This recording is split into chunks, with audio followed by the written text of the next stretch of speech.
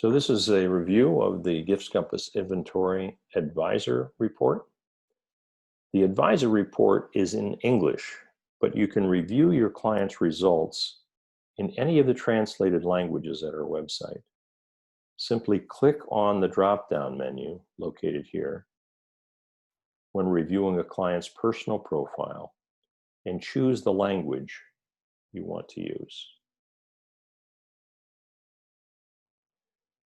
The Advisor Report starts with the experience summary. As always, pay close attention to what your client has written and spend some time probing more deeply regarding those experiences. They will help you get oriented to the core of your client, while they also validate the profile results. If the profile and experience summaries do not correspond, it should prompt a conversation about why the client included those experiences and/or why the results do not correspond to the types you're hearing in the summaries.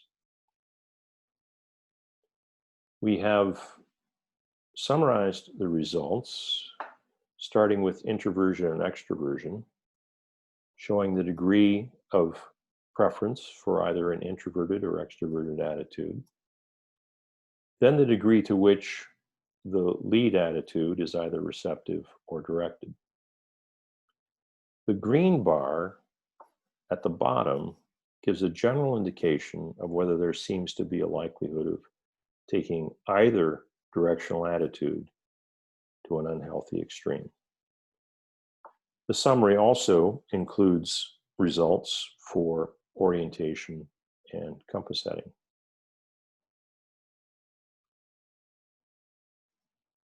In the type bar charts, the green bar indicates the number of questions answered from 3 experiences. We like to see, for the 2 highest scoring types, 80 to 100% of the questions being answered from the experiences. If you see, for all types, 100% of the answers being drawn from the experiences, it may suggest that the individual rushed through the assessment without reflecting too much on the meaning of the question, or that the examples were prematurely considered. For all those questions not answered on the first round from any of the 3 experiences, the unanswered questions are brought back in the second round with concrete examples to illustrate the meaning of the question. For the shadow types, we expect to see lower percentages of questions answered from the 3 experiences. Under the dominant and auxiliary pair, we also indicate a possible likelihood of the dominant type being taken to an unhealthy extreme. It's a very rough estimate of likelihood and should only serve to bring your attention to that possibility for your client. It should not be accepted as a firm indicator.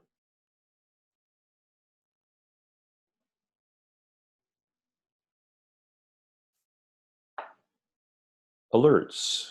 You may see alerts. It can be worthwhile to read them to get a sense of what is somewhat abnormal about the results, but the alerts are not intended to be overly cautionary. We consider normality to be lead and auxiliary pairings with the possible 24 combinations mentioned in Chapter 5 of Jung's Indispensable Compass. We also consider it normal to have a high preference for 1 or 2 orientations or headings. Having said that, most people will generate at least 1 alert in this section. We've seen virtually every type combination imaginable. On the next page, we give you a composite compass so that you can quickly see at a glance where the energy is flowing for your client. The next 3 sections, dealing with introversion and extroversion, orientation and heading, review the composition of those scores and your client's results.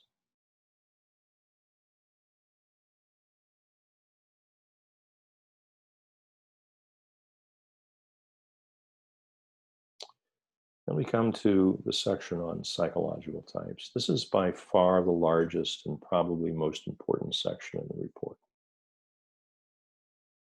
It reviews some of what you learned in the training and correlates the gift descriptors with the types. It presents the 5 comparative categories again for your reference.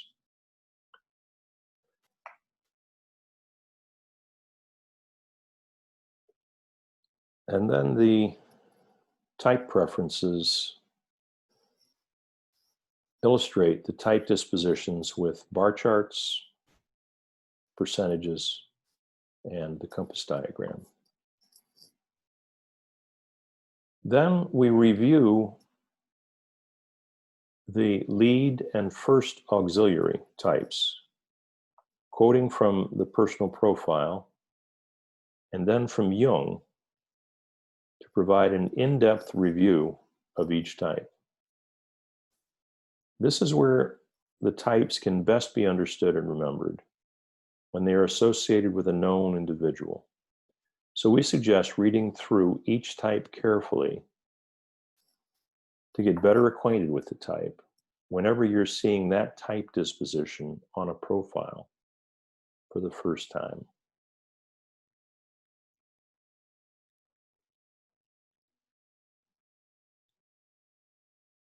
We have comments about extreme dispositions, both for introversion and extraversion, and the lead type. This can be vital information, especially if your client is inflating a type disposition.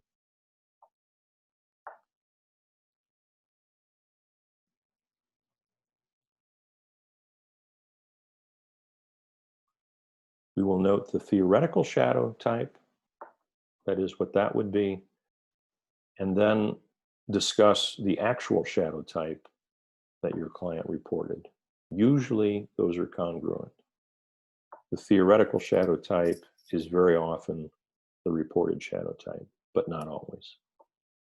And then finally, we have a section called terms. And in this section, we review Jungian terms and their definitions for your reference.